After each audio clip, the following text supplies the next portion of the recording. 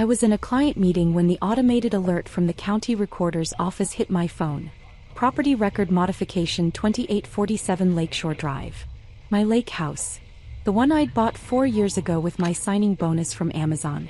The one titled solely in my name. I excused myself and pulled up the county database. The record showed a new filing from this morning. Mortgage lien for $1.2 million from Pacific Northwest Bank, with co-borrowers listed as Jennifer Hayes, my sister, and Nicole Hayes, me. Except I'd never applied for a mortgage. Never spoken to Pacific Northwest Bank. Never authorized Jennifer to do anything with my property. I called the bank's mortgage department immediately. This is Nicole Hayes.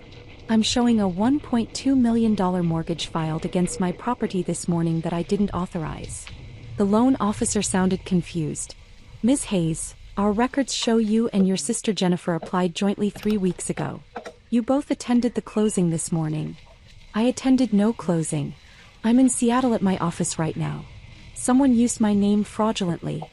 Silence. Then, please hold. 5 minutes later, a different voice. Senior official. Ms. Hayes, this is David Park, VP of Mortgage Operations. We need to verify some information. Can you describe your relationship to Jennifer Hayes? She's my sister. And she apparently just took out a $1.2 million mortgage on my house without my knowledge. The woman who attended closing this morning presented herself as Nicole Hayes, with identification, signature authorization. What identification? Driver's license, social security card, property deed showing co-ownership. I'm the sole owner. County records will confirm that. More typing. A long pause. Ms. Hayes, the deed they presented shows joint ownership between you and Jennifer Hayes, dated 2 years ago. That's impossible. I've owned the property solely since 2020. Pull the actual county records, not whatever document they gave you. I heard him clicking through databases. The silence stretched. Jesus, he said finally. The county records show you as sole owner. The deed they presented was fabricated. And the identification? We're looking at the copies now. If this is fraud, Ms. Hayes, don't go anywhere. I'm transferring you to our fraud department and contacting the police. I hung up and called Jennifer. She answered on the third ring, laughing, celebratory noise in the background. Nicole, I was just about to call you. The closing went through. $1.2 million. We can finally renovate the lake house properly. Dad and Mom are here celebrating. Jennifer, what the hell did you do? The background noise dimmed. What do you mean? We closed on the mortgage. You should have received the notification. I received notification that someone forged my identity and took out a fraudulent loan on my property. A property you have zero ownership of. Don't be dramatic. We're co-owners. We both inherited it from Grandma. No. I bought it in 2020 with my money. You've never owned any part of it. The county records prove that. Silence. Then Dad's voice in the background. What's she saying? Jennifer's voice, muffled, speaking to someone else. She's claiming she's the sole owner. She's forgotten about the inheritance agreement.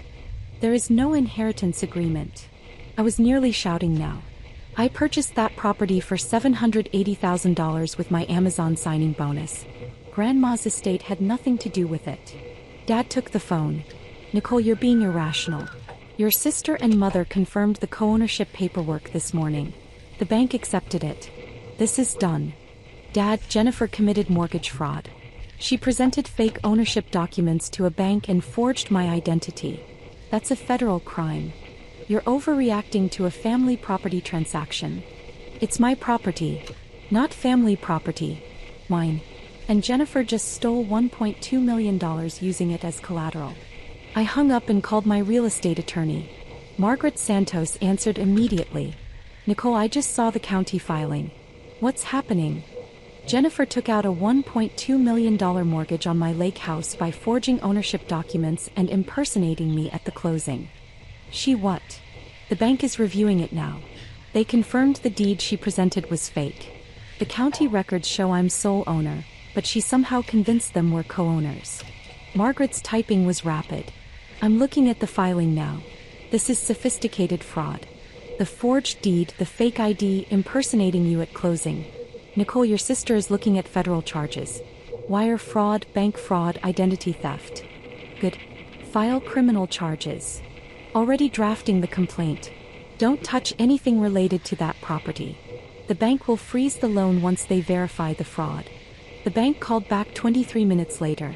David Park, the mortgage VP, with a federal investigator on the line. Ms. Hayes, this is Special Agent Torres, FBI. We're investigating the mortgage transaction on your property. Can you confirm you've never met with Pacific Northwest Bank regarding a loan application? Never.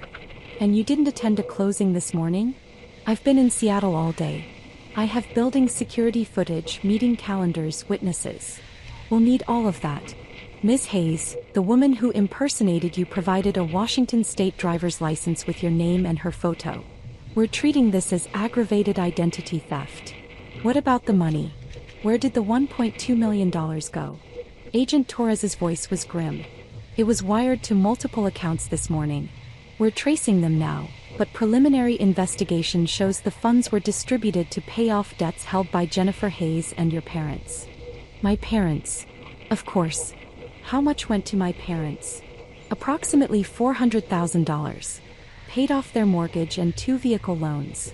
I thought about Dad's new truck. Mom's sudden kitchen renovation. The family vacation to Hawaii they'd posted about last month. All financed with stolen money from a fraudulent mortgage on my property. I want everyone involved prosecuted, I said. The family conference call came 2 hours later. Dad, Mom, Jennifer, and my brother Marcus all on speakerphone. Nicole, we need to discuss this rationally, Dad started. You're threatening your sister with prison over a family investment. She stole $1.2 million using my property. She secured financing for a family asset. It's not a family asset. It's mine. I bought it. I own it solely. Jennifer forged documents, impersonated me, and committed federal crimes. Mom's voice was shaking. Nicole, if you pursue this, you'll destroy your sister's life. She has 2 children. Think about your nieces. I'm thinking about the fact that their mother committed identity theft and bank fraud. Jennifer finally spoke, her voice small. I thought you'd understand. We needed the money. The business was failing, the kids' school tuition. I thought you'd want to help family. By committing fraud? By using an asset you barely use. You're in Seattle, the lake house just sits empty. So you forged my identity and stole $1.2 million? I didn't steal anything. It's a loan. We're making payments. With what money? Your failed business? The $400,000 you gave Mom and Dad was supposed to be loan payments. You defaulted before the first payment was even due. Silence. Agent Torres called me the next morning. Ms. Hayes, we've completed the preliminary investigation. Your sister worked with a document forger to create the fake deed and identification. We've arrested both of them. We're also investigating your parents' role. They accepted $400,000 knowing it came from a fraudulent transaction. What are the charges?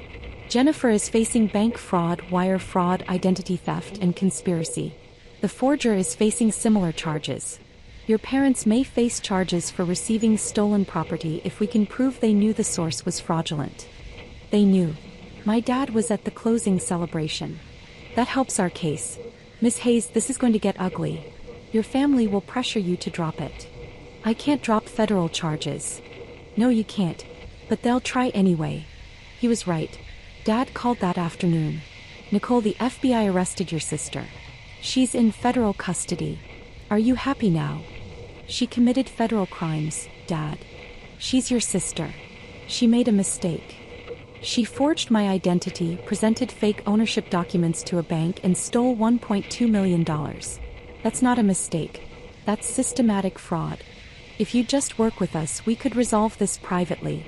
By letting her keep the money? By pretending fraud is acceptable. By acting like family. Family doesn't commit identity theft, Dad. But since we're talking about family, the FBI is investigating you and Mom for receiving stolen property. That $400,000 you used to pay off your mortgage? That was proceeds from Jennifer's fraud. The line went dead. The trial happened 6 months later. Jennifer's attorney tried to paint it as a family misunderstanding. Sisters co-managing inherited property, paperwork confusion, honest mistakes. The prosecutor presented the forged deed. The fake ID with Jennifer's photo and my name. Bank surveillance footage of Jennifer impersonating me at closing. The wire transfer records showing $1.2 million distributed to pay Jennifer's debts and my parents' loans. I testified for 2 hours. Confirmed I'd never authorized anything. Confirmed the property was solely mine. Confirmed Jennifer had no legal claim to it. Jennifer's attorney asked if I felt any remorse for destroying my sister's life over a property dispute. This isn't a property dispute, I said. It's bank fraud. She committed federal crimes. I reported them. She destroyed her own life.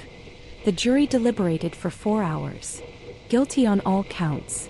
Jennifer got 7 years federal prison. Full restitution of $1.2 million. Permanent criminal record. My parents were charged as accessories after the fact for knowingly accepting fraudulent proceeds. They took a plea deal. 2 years probation, repayment of $400,000, no contact with me. They blamed me anyway. Mom sent one email after sentencing. You destroyed this family over money. I hope you're satisfied. I didn't respond. I sold the lake house 8 months later for $1.1 million. Too many memories of Jennifer's fraud, my parents' betrayal, the family that chose crime over honesty. I bought a condo in downtown Seattle instead. Secure building, doorman, my name alone on every document. Jennifer writes from prison occasionally. Letters about her daughters, her regrets, her hopes I'll forgive her someday. I file them with the court records. My parents tried to contact me last Christmas. A card with a generic message about family and forgiveness. I threw it away unopened. The property records are clear now. No fake deeds. No fraudulent liens. No family claiming ownership of things that were never theirs. Just my name. My property. My life. Exactly how it should be.